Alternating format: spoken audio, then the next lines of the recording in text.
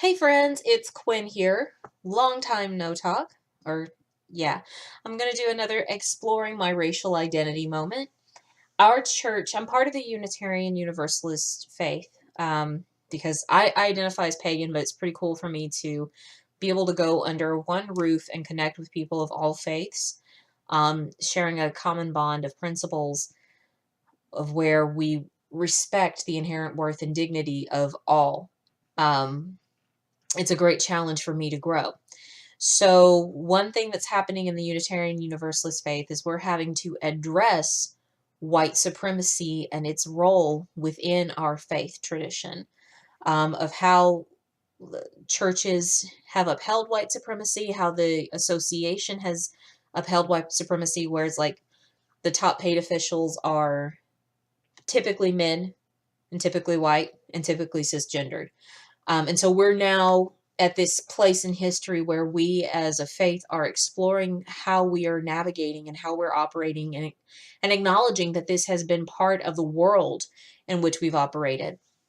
And also exploring how, when it comes to people of color, specifically African Americans, because we documented our part, um, how our faith has been exclusive, or were churches where there were predominantly African American people, they were not being funded by the UUA, all that stuff. You're welcome to go research that on UU World.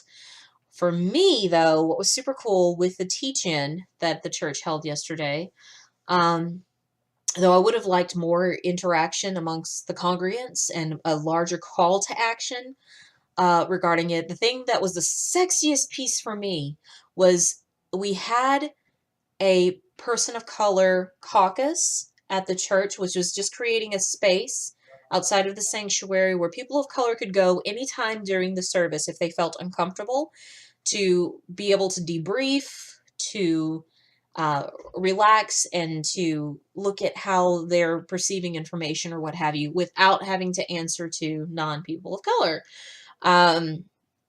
which was like the healthiest shit I've ever seen. Because as a black woman, I spend a lot of time trying to explain things to white people, trying to appease white people, trying to um, just not go off on somebody some days. And so it was nice to be able to go, okay, that seems silly, or that doesn't sound effective, and I feel triggered by something that's going on, that I can take myself away. I can debrief, or that's not the word I want, but anyway, to dissect what I'm hearing and feeling, and then be able to be an approachable, connecting person. Well, what happened at our People of Color caucus was just beautiful and scary and sad, because people talked about, with the way the world is right now, how we're having to navigate based on languages that are spoken, based on if you're invited to a place that's predominantly white, how do you tell your children to behave? And like, have always, as people of color, always having to have a contingency plan. Um, and so we're all able to finally go, yeah, me too. Yeah, I have this feeling. I've experienced this. We were able to affirm each other and also be of the same faith with each other. Um, and exploring how it felt to be people of color in our faith, of where there are moments where we really don't want to explain things to other people. I just want to be me for a moment without having to explain why I got to be me, why I'm feeling what I'm feeling. Can I not be default? And that's part of really what privilege looks like, where you don't have to explain how you feel, that you are default and your feelings are your own, and nobody is going to question, judge, or second guess.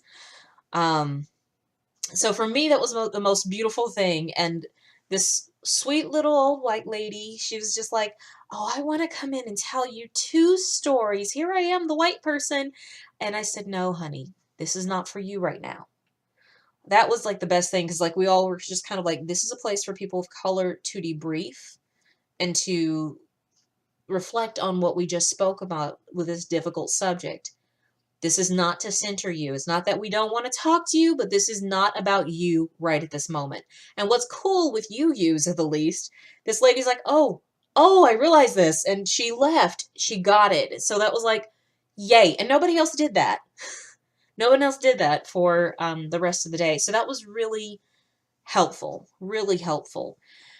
But the sexiest thing about being in a room with other black UUs was just hearing everyone having a collective experience of especially being drained of like, okay, we can all let our shoulders relax versus having to be tense and wondering, am I going to offend someone? Am I going to hurt someone's feelings?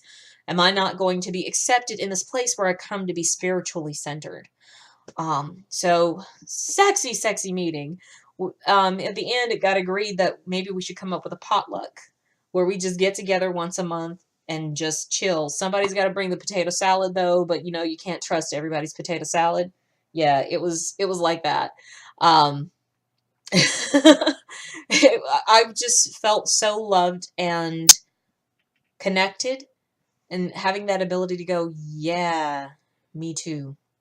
Yeah, this is my experience. Um, I just, it was wow. It was wow and affirming.